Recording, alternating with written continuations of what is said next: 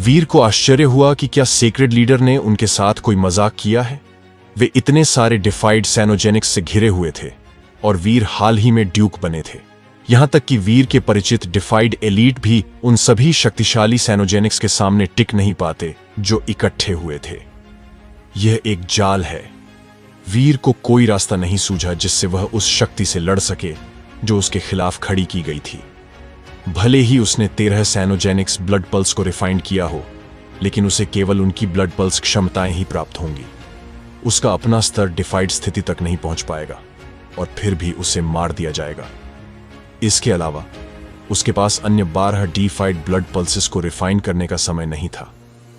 क्या fox queen के हाथों में जेड फ्लूट इस स्थिति से बाहर निकलने की कुंजी है? शायद कोई ऐसा गाना हो जिसे बजाकर सभी डिफाइड बने हुए साइनोजेनिक्स को शांत किया जा सके। यह बिना किसी लड़ाई के उन्हें वश में कर सकता है, वीर ने सोचा। हालांकि यह व्यर्थ था क्योंकि उनके पास फ्लूट नहीं थी। मिस्टर व्हाइट और क्राइम भी उस स्थिति से हैरान थे जिसमें वे खुद को पाया था। उनके पास भागने का कोई रास्ता नहीं था। वे बहुत सारे शक्तिशाली साइनोजेनिक्स से घिरे हुए थे। यहां तक कि अगर एक्सट्रीम किंग का शासक व्यक्तिगत रूप से उन्हें बचाने के लिए आता तो भी इससे कोई फायदा नहीं होता। वे सभी डरावने जीव चौक में एकत्र हुए और जैसे ही वे अंदर दाखिल हुए वहां काफी भीड़ हो गई। जीव छोटे समूह को देख रहे थे और उन आंखों के वजन ने वीर और यहां तक कि मिस्टर व्हाइट को भी भयभीत कर दिया। डिफाइड साइनोजेनिक्स ने वीर और अन्य लोगों को महल के केंद्र की ओर धकेलते हुए करीब आ गए। पीछे हटने का कोई रास्ता नहीं था और अचानक जेड कैट ने 2 बार खांसी की। खांसी खांसी।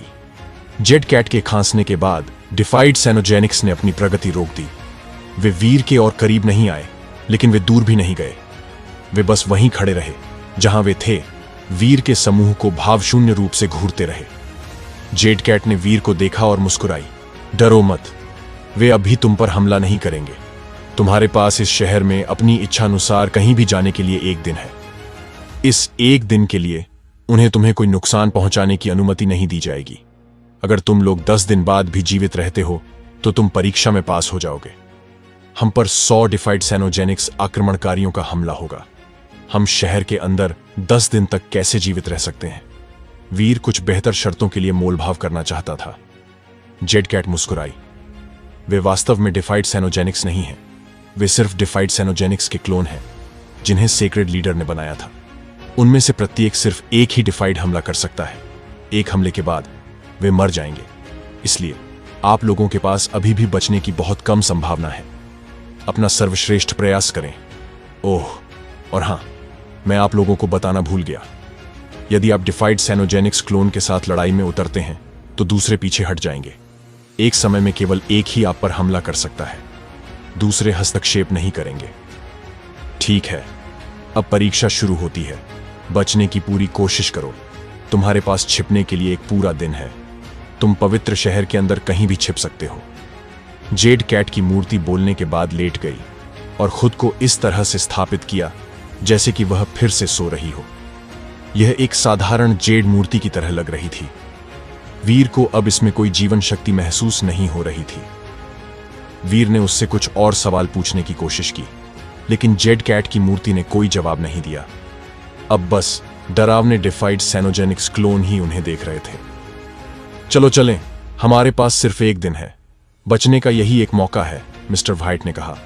फिर वे साइनोजेनिक्स की भीड़ में चले गए। डरावने डिफाइड साइनोजेनिक्स क्लोन उसके लिए रास्ता बनाने के लिए अलग हो गए। जीव उन्हें जाने से नहीं रोक पाए। वीर ने मिस्टर व्हाइट का पीछा करते हुए प्लाजा से बाहर निकल गया। 100 डरावने डिफाइड साइनोजेनिक्स ने उन्हें दूर जाते हुए देखा, लेकिन उनमें से किसी भी प्राणी ने उनका पीछा नहीं किया। मिस्टर व्हाइट, क्या आपके पास कोई योजना है जो हमें इस मुश्किल से निकलने में मदद कर सके? वीर ने पूछा। मिस्टर व्हाइट ने अपना सिर हिलाया। ईमानदारी से कहूं तो मुझे पूरा यकीन है कि पवित्र शहर से बाहर निकलना संभव नहीं है। अगले 10 दिन गुजारने का एकमात्र तरीका यही है कि हम कहीं छिप जाएं जहां डिफाइड बने क्लोन हमें न ढूंढ पाए। लेकिन मुझे संदेह है कि सेक्रेड लीडर ने बोरियत के कारण लुका छिपी का खेल रचा होगा। उसका यहां कोई और उद्देश्य होगा। इसलिए चाहे हम कहीं भी छिप जाएं, हम निश्चिंत हो सकते हैं कि साइनोजेनिक्स हमें ढूंढ लेंगे। सर, आप क्या कह रहे हैं? क्या हमें छिपना चाहिए या नहीं? क्राइम ने उलझन में पूछा। मिस्टर व्हाइट ने दोनों विकल्पों के परिणाम बताए थे और कोई भी अच्छा नहीं लग रहा था। वीर हंसा। मिस्टर व्हाइट ने इसे बहुत स्पष्ट रूप से समझाया, हमें 10 दिनों तक छिपने की जरूरत है, लेकिन फिर भी हमें ढूंढ लिया जाएगा। इससे पता चलता है कि हमारे छिपने का सिर्फ एक ही तरीका है। और वह कौन सा रास्ता है? क्राइम को अभी भी समझ नहीं आया। वीर के पास समझाने के अलावा कोई विकल्प नहीं था। क्या जेड कैट की मूर्ति ने आपको स्पष्ट रूप से नहीं बताया? अगर हम एक सैनोजेनिक्स से लड़ रहे हैं तो बाकी लोग हमें तब तक अकेला छोड़ देंगे जब तक कि लड़ाई खत्म ना हो जाए। इसीलिए हमें पूरे 10 दिनों तक एक ही सैनोजेनिक्स से लड़ना होगा। अगर हम ऐसा करते हैं तो दूसरे सैनोजेनिक्स शायद अस्तित्व में ही न रहें। मैं समझता हूं, लेकिन हम इतने लंबे समय तक सिर्फ एक सैनोजेनिक्स से कैसे निपट सकते हैं? क्या जेड कैट की मूर्ति ने यह नहीं कहा कि यहां डिफाइड सैनोजेनिक्स क्लोन है? एक वार के बाद उनके शरीर टूट जाएंगे, क्राइम ने पूछा। यह बात आपको मिस्टर व्हाइट से पूछनी होगी। मिस्टर व्हाइट ने सबसे पहले योजना बनाई थी। मुझे यकीन है कि उन्होंने पहले से ही आकस्मिकताओं के बारे में सोच लिया होगा। वीर ने मिस्टर व्हाइट की ओर देखा। मेरे पास कुछ विचार हैं, लेकिन अगले 10 दिनों तक हमारे अस्तित्व को सुनिश्चित करने के लिए हम चारों को सहयोग करना होगा। मिस्टर व्हाइट ने अपनी योजना समझाई। जब वीर और क्राइम ने यह सुना तो उन्हें लगा कि यह सुझाव बहुत जोखिम भरा है। हालांकि उन्हें कोई वैकल्पिक उपाय नहीं सूझा, इसलिए वे इसे करने के लिए तैयार हो गए। वे चारों छिपने के लिए प्लाजा से बाहर नहीं गए। उन्होंने पवित्र शहर से बाहर निकलने की कोशिश की, बस यह देखने के लिए कि क्या वे ऐसा कर सकते हैं, लेकिन उसके बाद वे वापस प्लाजा में चले गए। उनका इंतजार का दिन धीरे धीरे लंबा होता जा रहा था। वे शहर के अंदर छिपकर भी समय बिता सकते थे, लेकिन वे सभी जानते थे कि यह एक व्यर्थ प्रयास होता। चाहे पवित्र शहर कितना भी बड़ा क्यों ना हो, यह अभी भी एक शहर ही था। डिफाइड सैनोजेनिक्स अपने दिमाग की शक्ति का उपयोग करके पूरे शहर में अपने शिकार की तलाश कर सकते थे। वहां 100 से ज्यादा डिफाइड सैनोजेनिक्स थे, इसलिए वीर के समूह को ढूंढना आसान होगा। मिस्टर व्हाइट की योजना तैयारी के लिए शांति के एक दिन का उपयोग करने पर निर्भर थी। इसके बाद जो हुआ वह सरल था। मिस्टर व्हाइट खुद को डिफाइड सैनोजेनिक्स में से एक से परिचित करवाएंगे। प्राणी की अस्थायी विनम्रता का लाभ उठाकर उस पर अपनी सीलिंग तकनीक का उपयोग करेंगे। एक बार जब उन्होंने डिफाइड क्लोन की शक्ति को सील कर दिया तो वह अपने डिफाइड प्रहार का उपयोग नहीं कर पाएगा। इस तरह वे पूरे 10 दिनों तक लड़ाई को खींच सकते थे। बेशक डिफाइड सैनोजेनिक्स अभी भी असाधारण रूप से शक्तिशाली होगा। हालांकि सील करने के लिए केवल एक प्रहार की आवश्यकता थी। यह एक डिफाइड शक्ति थी। मिस्टर व्हाइट अकेले शक्ति को सील नहीं कर सकते थे।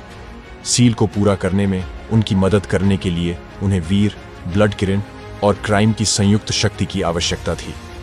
तीनों ने योजना को स्वीकार कर लिया। जब तक वे अन्य डिफाइड बने क्लोनों पर हमला नहीं करते, क्लोन वहीं चौक में खड़े होकर उन्हें घूरते रहेंगे। याद रखें, मेरे 4 प्रतीकों वाली सील को काम करने के लिए 4 लोगों की जरूरत होती है। इसलिए एक बार सील शुरू होने के बाद आप में से कोई भी हिल नहीं सकता। आपको सील में शक्ति भेजते रहना होगा। अगर हम किसी की शक्ति खो देते हैं तो सील टूट जाएगी, मिस्टर व्हाइट ने गंभीरता से कहा। फिर उन्होंने वीर, क्राइम और ब्लड किरण में ऊर्जा की एक लहर भेजी। उनके हाथों पर अजीब प्रकाश के नए प्रतीक दिखाई दिए। वीर के हाथ पर प्रकाश का प्रतीक ऊर्जा कन्वर्टर की तरह गुनगुना रहा था। जब वीर ने प्रकाश के प्रतीक में शक्ति भेजी तो उसकी ऊर्जा सीलिंग पावर में बदल गई। Green dragon, white tiger, red bird और ब्लैक टर्टल 4 बीस्ट प्रतीक थे और वीर का प्रतिनिधित्व रेड बर्ड द्वारा किया गया था। जैसे ही उसकी शक्ति प्रतीक में प्रवाहित हुई, प्रतीक उसके हाथ में एक ज्वलंत पक्षी की तरह घूमने लगा।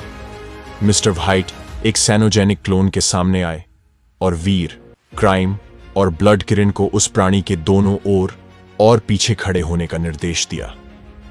यह एक शक्तिशाली सील थी जिसे आमतौर पर कई लोगों को करने की आवश्यकता होती थी।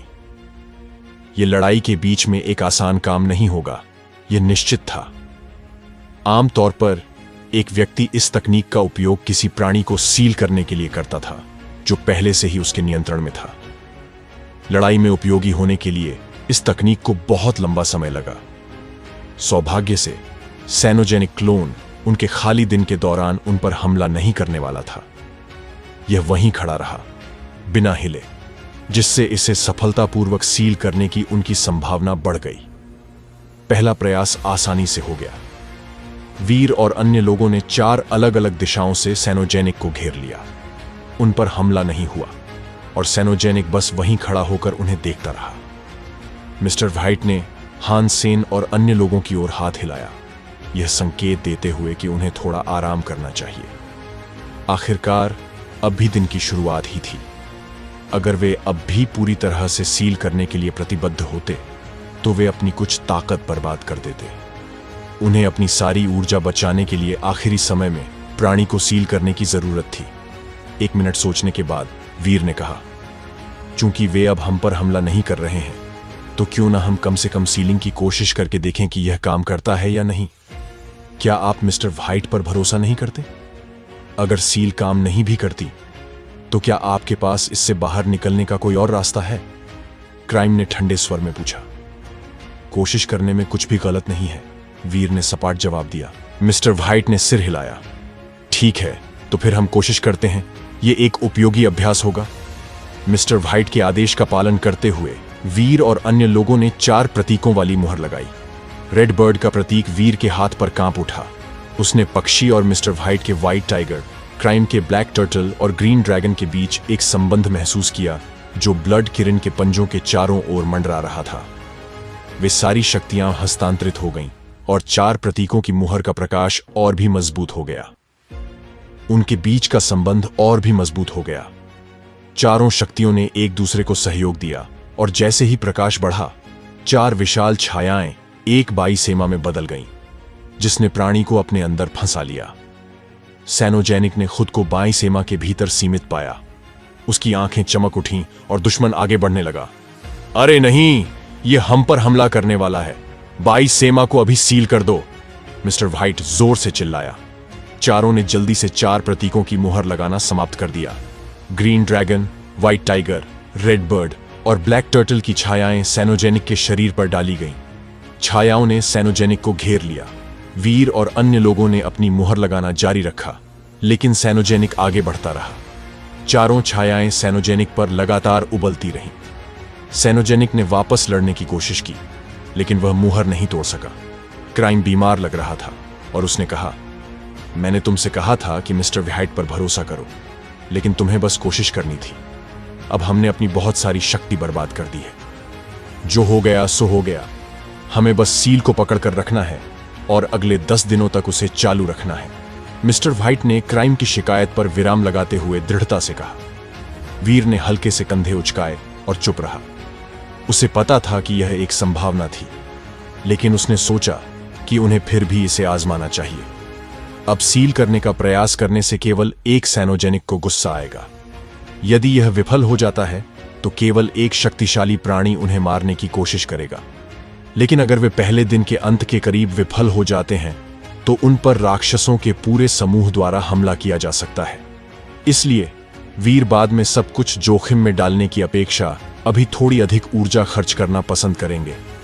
सील में संघर्षरत सैनोजेनिक के अलावा अन्य सैनोजेनिक ने बस अपना रुख बनाए रखा और अपनी भाव शून्य निगाहों को बनाए रखा।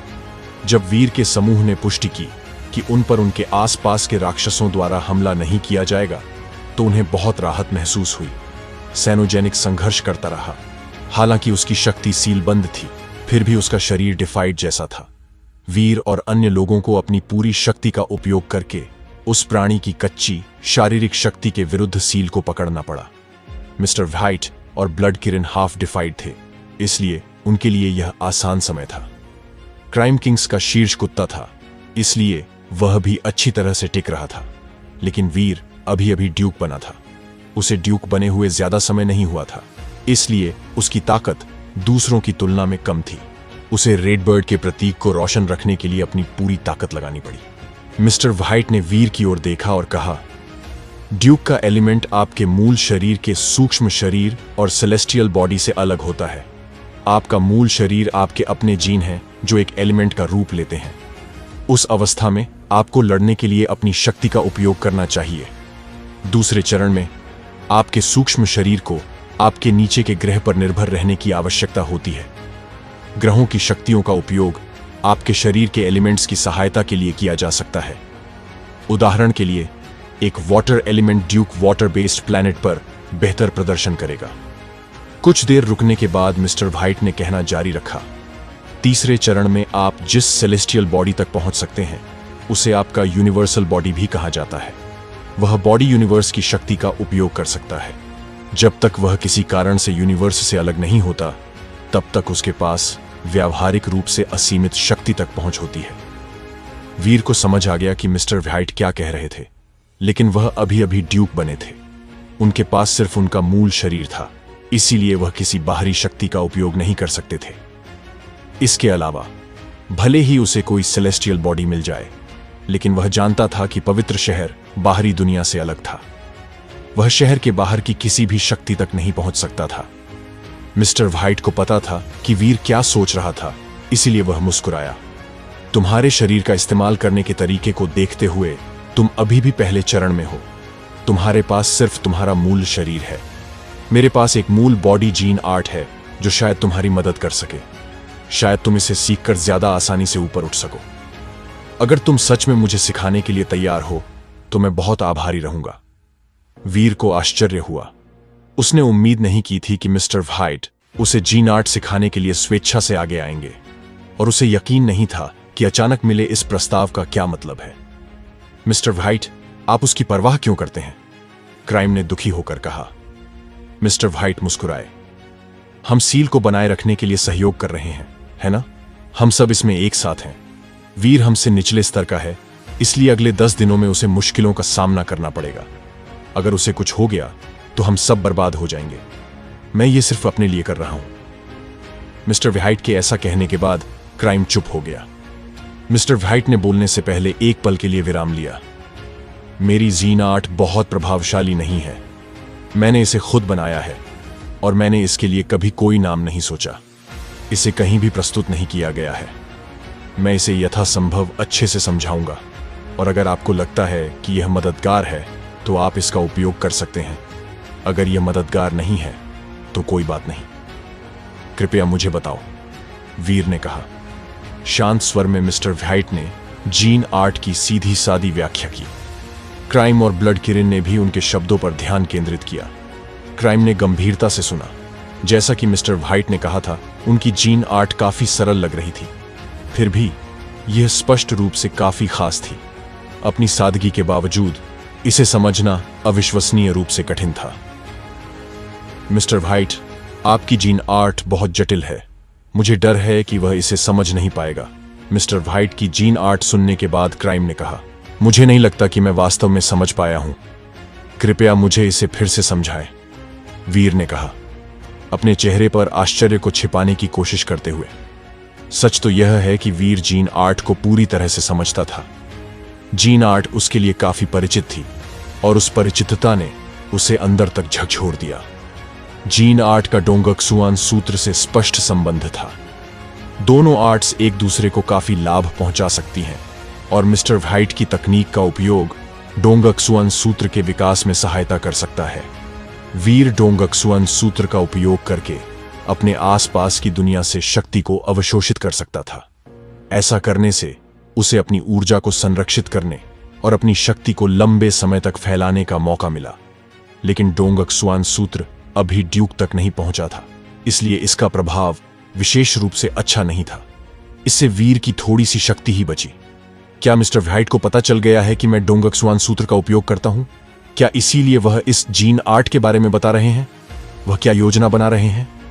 वीर ने तेजी से सोचा, लेकिन उसके पास यह अनुमान लगाने के लिए पर्याप्त जानकारी नहीं थी कि मिस्टर व्हाइट क्या खेल रहे थे। ऐसा लग रहा था कि मिस्टर व्हाइट को पता था कि वीर डोंगक्सुआन सूत्र का इस्तेमाल कर सकता है। जिस सरलता से उसने जेनो कला के बारे में बताया, उससे पता चला कि उस आदमी का दिमाग काफी डरावना था। इसने वीर को सतर्क कर दिया। अगर आपको मेरी बात दोहराने से कोई आपत्ति न हो तो मैं जीन आर्ट को फिर से सुनाऊंगा। मिस्टर व्हाइट मुस्कुराए। फिर उन्होंने जीन आर्ट के बारे में बात करना फिर से शुरू किया। बेहतर होता कि वह यहीं बोलना बंद कर देते, क्योंकि जितना अधिक वह बोलते, क्राइम उतना ही अधिक भ्रमित होता। मिस्टर व्हाइट द्वारा जीन आर्ट के बारे में विस्तृत विवरण देना जीन आर्ट को समझने से भी अधिक कठिन था। उन्होंने जीन यूनिवर्स के बारे में बोलना शुरू किया, जिसके बारे में क्राइम ने पहले कभी नहीं सुना था। वीर ने डोंगक्सुआन आभा का उपयोग करके सुना और वह थोड़ा बहुत समझ पाया। हालांकि उसने दिखावा किया कि वह समझ नहीं पाया और उसने भ्रम का दिखावा किया। मिस्टर व्हाइट, मुझे डर है कि यह स्पष्टीकरण काम नहीं आ रहा है। मैं और अधिक भ्रमित होता जा रहा हूं। वीर ने एक व्यंग्यपूर्ण मुस्कान के साथ मिस्टर व्हाइट को पेश किया। मिस्टर व्हाइट बहुत होशियार हैं। चूंकि आप सिर्फ एक ड्यूक हैं, तो यह तो तय है कि आप उनकी कही एक भी बात नहीं समझ पाएंगे। और चिंता मत करो, मैं भी नहीं समझ पा रहा हूं। यह आपके बारे में नहीं है, ठीक है? क्राइम ने कहा। मिस्टर व्हाइट ने अपना सिर हिलाया और आह भरी। मैंने जो सीखा है वह आपकी अपनी जीन आर्ट से थोड़ा अलग है। यह ठीक है कि आप नहीं समझते, लेकिन जितना हो सके सीखने की कोशिश करें, क्योंकि मैं इसे यहां केवल इस तरह समझा सकता हूं। मुझे सिखाने की आपकी इच्छा के लिए धन्यवाद। मुझे बस डर है कि मैं कभी भी ऐसी जीन आर्ट नहीं सीख पाऊंगा, वीर ने कहा। लेकिन वह गुप्त रूप से उस जीन आर्ट का प्रदर्शन कर रहा था जो मिस्टर व्हाइट ने उसे अभी अभी सिखाई थी। उसने इसे आजमाया और यह ठीक काम कर गया। जब वीर ने अपने डोंगक्सुआन आर्मर को नहीं बुलाया, तो बाहरी शक्ति को अवशोषित करने का प्रभाव बढ़ता हुआ प्रतीत हुआ। और यह वीर का पहली बार था जब वह इस क्षमता का उपयोग कर रहा था। यदि यह क्षमता पहले से ही उपयोगी थी, तो यह निश्चित रूप से उसके लिए अधिक से अधिक लाभकारी बन जाएगी, क्योंकि उसकी दक्षता बढ़ती जाएगी। वीर को अभी भी नहीं पता था कि मिस्टर व्हाइट ने उसे जीन आर्ट क्यों दी थी, लेकिन उसे कुछ नया सीखने में कोई दिक्कत नहीं थी। वीर ने इसका अभ्यास किया और 4 सिंबल सील को बनाए रखने का तनाव कम हो गया। दिन बहुत जल्दी बीत गया।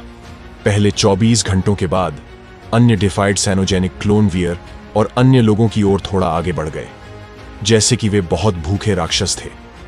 राक्षस उन्हें पूरे दिन घूरते रहे और जानवरों की आंखें पहले से अलग थीं। उनकी आंखों में एक ताजा जानलेवा चमक थी। डरावने जीव उन पर नजर रख रहे थे, जैसे कि यह तय कर रहे हों कि पहले किस स्वाद का मांस खाना है। लार टपकाते बीट्स ने वीर और अन्य लोगों को परेशान कर दिया, लेकिन फिर भी उन पर ध्यान केंद्रित होने के बावजूद एक भी सैनोजेनिक हमला करने के लिए तैयार नहीं था। वे बस वीर के समूह को रत्नों की तरह घूर रहे थे। अपनी सुरक्षा को स्वीकार करते हुए वीर और अन्य लोगों ने राहत महसूस की। यह सौभाग्य की बात थी कि जेड कैट की मूर्ति ने उनसे झूठ नहीं बोला था। डिफाइड क्लोन वास्तव में खुद को संयमित कर रहे थे, जैसा कि कैट की मूर्ति ने कहा था। वीर और अन्य लोगों ने हिलने की हिम्मत नहीं की। उन्होंने बाई सेमा को चालू रखने के लिए अपनी ताकत का इस्तेमाल जारी रखा। उन्होंने डिफाइड सैनोजेनिक क्लोन को सीलबंद रखा। उम्मीद है कि वे पूरे 10 दिनों तक प्राणी को वहां रख सकेंगे। लेकिन जैसे जैसे समय बीतता गया, सैनोजेनिक क्लोन की परेशानी और भी बदतर होती गई। कुछ समय तक इधर उधर छटपटाने के बाद वीर को तनाव महसूस होने लगा। 5 दिन बाद हाफ डिफाइड ब्लड किरण भी थकने लगा था। चूंकि 4 प्रतीकों की मुहर का हर हिस्सा जुड़ा हुआ था, इसलिए वीर को लगातार अपनी पूरी शक्ति का इस्तेमाल नहीं करना पड़ता था। इसका मतलब यह था कि दूसरों को उसका भार उठाना पड़ता था, हालांकि डिफाइड सैनोजेनिक को दबाए रखने के लिए। तो ब्लड किरण और मिस्टर व्हाइट वीर की तुलना में बहुत अधिक शक्ति का उपयोग कर रहे थे। क्राइम के माथे पर पसीना टपकने लगा। उसके लिए भी यह मुश्किल होता जा रहा था। चीजें उतनी अच्छी नहीं चल रही थीं जितनी उन्होंने उम्मीद की थी, लेकिन वीर के अनुमान के अनुसार अगर वे उसी दर से बिजली का इस्तेमाल करते रहे, तो वे परीक्षण के सभी 10 दिनों तक जीवित रह सकते थे। छोटे बच्चों, तुम बहुत मेहनत कर रहे हो। मुझे कहना होगा, तुम बुरा काम नहीं कर रहे हो। अचानक जेड कैट की मूर्ति फिर से बोलने लगी। हालांकि वह आलस से बोल रही थी, जैसे कि वह अब भी गहरी नींद से जागी हो। वीर और अन्य लोग अपनी सारी ताकत 4 प्रतीकों की मुहर को बनाए रखने पर केंद्रित कर रहे थे। वे जेड कैट की मूर्ति की दिशा में देखने के लिए समय या प्रयास नहीं निकाल सकते थे। जेड कैट की मूर्ति की आवाज फिर से उनके पीछे से आई। आप लोग अच्छा कर रहे हैं, लेकिन क्या आपको नहीं लगता कि यह परीक्षा पास करने का एक उबाऊ तरीका होगा? तुम धोखा तो नहीं दोगे, है ना? वीर का दिल धड़क उठा। अगर जेड कैट की मूर्ति बाकी सैनोजेनिक्स को उन पर हमला करने देती, तो वे बहुत मर जाते। जेड कैट की मूर्ति ने हंसते हुए कहा, चिंता मत करो, मैं सेक्रेड लीडर द्वारा निर्धारित नियमों को नहीं बदल सकता। मैं बस तुम्हें एक छोटा सा सरप्राइज देना चाहता था। मुझे आश्चर्य से नफरत है, वीर ने एक तंग जंगली मुस्कान के साथ कहा, लेकिन यह वास्तव में एक आश्चर्य है। यह वास्तव में आप लोगों के लिए एक बड़ा लाभ साबित हो सकता है। बेशक आपको आश्चर्य को स्वीकार करने के लिए जो चाहिए वह होना चाहिए। जेड कैट की मूर्ति ऐसा लग रहा था जैसे वह मुस्कुरा रही थी, लेकिन ऐसा नहीं था। कैट की मूर्ति की आवाज बंद होने के बाद वीर ने जमीन से आती हुई आवाज सुनी। ऐसा लग रहा था जैसे कोई धातु की जंजीरों को खींच रहा हो। वीर ने अपने डोंगक्सुआन आभा से उनके चारों ओर नजर घुमाई और फिर उसने देखा कि सभी डिफाइड क्लोन उनसे दूर जाने लगे हैं। वीर के समूह के पास कुछ नया आ रहा था। यह एक कंकाल था, या कम से कम यह कंकाल जैसा दिख रहा था। जीव का मांस सूख कर मुरझा गया था। उसके लंबे बाल घास के गुच्छों जैसे थे। हालांकि वह व्यक्ति मरा नहीं था। उसके हाथ पैर धातु की हथकड़ियों से बंधे हुए थे और वह बहुत धीरे धीरे चल रहा था। हर कदम के साथ उसके पीछे जमीन पर जंजीरें घिसती हुई दिखाई दे रही थीं। जंजीरों में जकड़ा हुआ आदमी सिर झुकाए उनके पास आ रहा था। जब वह करीब पहुंचा तो वीर ने देखा कि जहां उसकी आंखें होनी चाहिए थीं, वहां दो काले छेद थे। छेदों से काला खून बह रहा था और आंखें गायब थीं। वीर और अन्य लोग गंभीर दिख रहे थे। वे अपनी शक्तियों का उपयोग 4 प्रतीकों की मुहर लगाने के लिए कर रहे थे। अगर खौफनाक आदमी उन पर हमला करता तो वे 4 प्रतीकों की मुहर छोड़े बिना हमले को रोक नहीं पाते और यही उनके विनाश का कारण बन जाता। कैदी उनके 10 मीटर के भीतर आ गया। हर कदम पर जंजीरें जमीन पर घिसटती हुई आ रही थीं। उसने अपना सिर ऊपर उठाया ताकि 2 खूनी छेद वीर और बाकी लोगों को देख सकें। उन 2 छेदों ने उन्हें डरा दिया। वह एक पल के लिए रुका, लेकिन फिर कैदी फिर से चलने लगा। उसके धीमे कदम उसे वीर की ओर ले गए। क्या बकवास है, वीर ने घबराहट में सोचा। वे 4 थे, लेकिन कैदी ने वीर पर हमला करने का फैसला किया था। वह करीब आ रहा था और 1 मिनट बाद वह उसके ठीक पीछे खड़ा था। कैदी वीर के पास पहुंचा। हालांकि वह धीरे धीरे चल रहा था, लेकिन वह पहले से ही उनके बहुत करीब था। 1 सेकंड बाद वह सीधे वीर के पीछे था। कैदी के चलने पर उसकी हथकड़ियां खनकने लगीं और खनकने लगीं। जब वह वीर के पीछे रुका तो वह पूरी तरह से चुप हो गया। वीर को कैदी की सांसें या उसके दिल की धड़कनें भी सुनाई नहीं दे रही थीं। ऐसा लग रहा था जैसे अब उसका अस्तित्व ही नहीं रहा। वीर ने कैदी को स्कैन करने के लिए अपने डोंगक्सुआन आभा का इस्तेमाल किया, लेकिन उसे यह देखकर झटका लगा कि वह अब कैदी की मौजूदगी का पता नहीं लगा सकता। वीर के शरीर में रोंगटे खड़े हो गए। कैदी उसके ठीक पीछे खड़ा था, लेकिन वह उस अजीब जंजीर से बंधे आदमी को महसूस नहीं कर पा रहा था। उस प्राणी को पहचानने में उसकी असमर्थता ने वीर को बहुत परेशान कर दिया। वह बस जितनी जल्दी हो सके भाग जाना चाहता था, लेकिन वह इस समय रेडबर्ड का जादू कर रहा था। अगर वह अपनी जगह से चला गया तो 4 प्रतीकों की मुहर टूट जाएगी। अगर चारों में से कोई भी भागने की कोशिश करता तो वे सभी मर जाते। बर्ड्स नेस्ट अभी भी वीर के सिर पर था। उसने खुद को पीछे मुड़ने से रोका और मन ही मन सोचा, तो क्या हुआ अगर तुम मेरे पीछे हो? तुम इस बर्ड्स नेस्ट को नहीं तोड़ सकते। मुझे किसी बात का डर नहीं है। वीर वहीं खड़ा रहा और हिलता डुलता नहीं था। उसने पीछे मुड़कर देखने की हिम्मत नहीं की। उसने रेडबर्ड के जादू के जरिए अपनी शक्तियों का इस्तेमाल जारी रखा ताकि फंसे हुए सैनोजेनिक को दबाया जा सके। लेकिन जब वीर ने मिस्टर व्हाइट और अन्य लोगों को देखा तो उसे झटका लगा। मिस्टर व्हाइट का चेहरा अजीब लग रहा था, लेकिन वीर उस आदमी के हाव भाव को ठीक से नहीं समझ पाया। हालांकि क्राइम के हाव भाव को समझना आसान था। वह बहुत सदमे में था। उसने वीर के पीछे बड़ी बड़ी आंखों से देखा, मानो उसने कोई भूत देख लिया हो। ब्लड किरण की प्रतिक्रिया और भी नाटकीय थी। वह वीर पर गुर्रा रहा था, मानो किसी तत्काल चेतावनी में। वह मेरे पीछे क्या कर रहा है? वीर का दिल ठंडा पड़ गया। वह अभी भी अपने पीछे किसी की मौजूदगी का पता नहीं लगा पाया था। ऐसा लग रहा था जैसे जंजीरों में जकड़ा हुआ आदमी वास्तव में कोई प्राणी नहीं था, बल्कि मौत का कोई भूत था। मिस्टर व्हाइट ने घुटकी भरी सांस ली।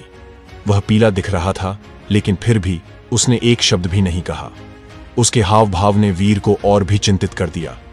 वीर अब और नहीं रुक सकता था, इसलिए उसने देखने के लिए अपना सिर घुमाया। हालांकि वह अपना सिर बहुत दूर तक नहीं घुमा सकता था, क्योंकि अगर वह अपने हाथ या शरीर को हिलाता तो वह कास्टिंग को बाधित कर सकता था।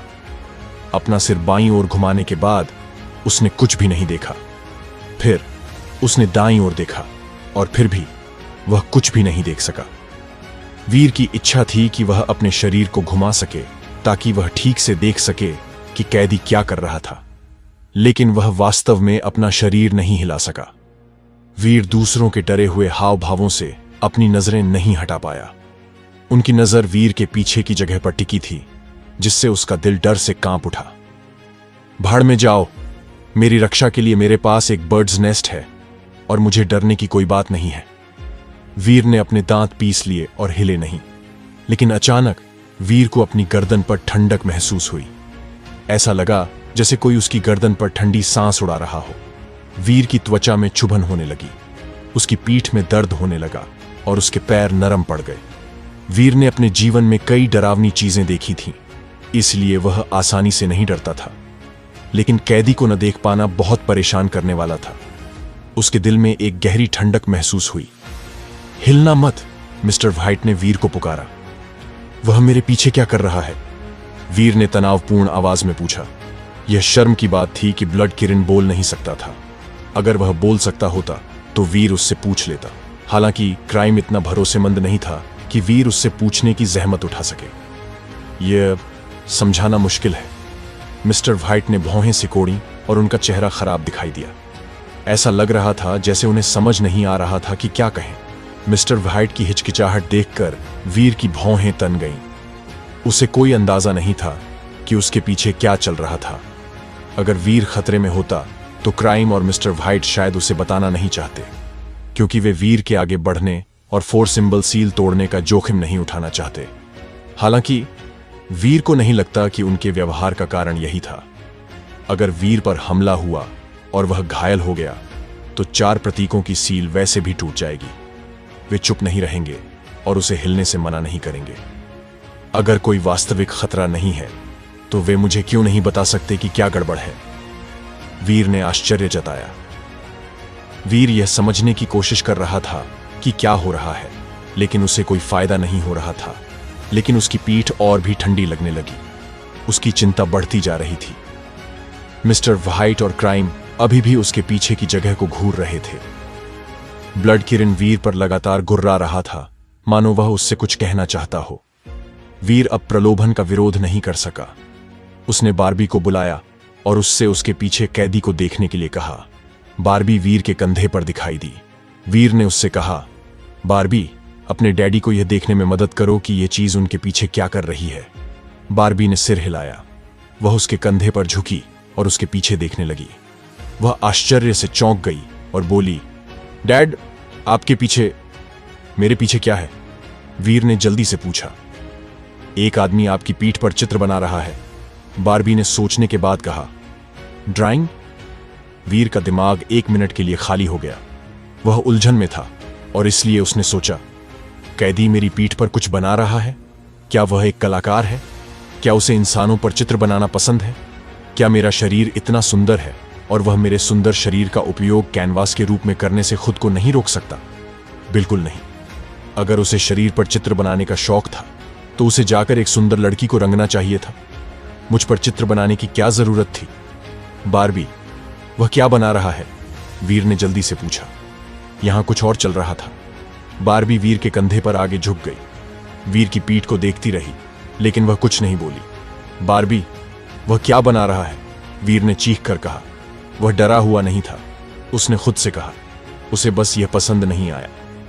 बार्बी ने संकोच किया, लेकिन अंततः उसने कहा, यह ऐसा है, ऐसा लगता है जैसे प्राणी किसी व्यक्ति का चित्र बना रहा है। हाँ, एक महिला। एक औरत? कैसी औरत? वीर स्तब्ध रह गया। एक कंकाल कैदी कहीं से प्रकट हुआ, उसकी पीठ पर चढ़ गया और उसके ऊपर एक औरत का चित्र बनाना शुरू कर दिया। यह बहुत ही डरावना था और इसने वीर को खुजली और असहजता महसूस कराई। बार्बी को समझ नहीं आ रहा था कि उसने जो देखा उसे कैसे बयान करे। झिझकते हुए उसने कहा, एक बदसूरत औरत। वीर को लगा कि उसकी नब्ज तेजी से धड़क रही है। एक बदसूरत कैदी अब उसकी पीठ पर एक बदसूरत औरत की तस्वीर बना रहा था। आखिर हो क्या रहा था? वीर का मुंह खुला का खुला रह गया। उसने दूसरा सवाल पूछना चाहा, लेकिन उसे समझ नहीं आया कि उसे क्या पूछना चाहिए। बार्बी ने कुछ देर तक उसकी पीठ को देखा और फिर बोली, डैड, वह अब और चित्र नहीं बना सकता। क्यों? वीर ने उत्सुकता से पूछा। इस बार बार्बी ने तुरंत जवाब दिया। उसके हाथों से निकलने वाली महिला का खून सूख चुका है और अब कोई रंग नहीं बचा है। क्या? वह मेरी पीठ पर खून लगाने के लिए किसी औरत का इस्तेमाल कर रहा है। वीर को लगा जैसे उसका सिर फट जाएगा। वह अपने पीछे के दृश्य की कल्पना नहीं कर सकता था।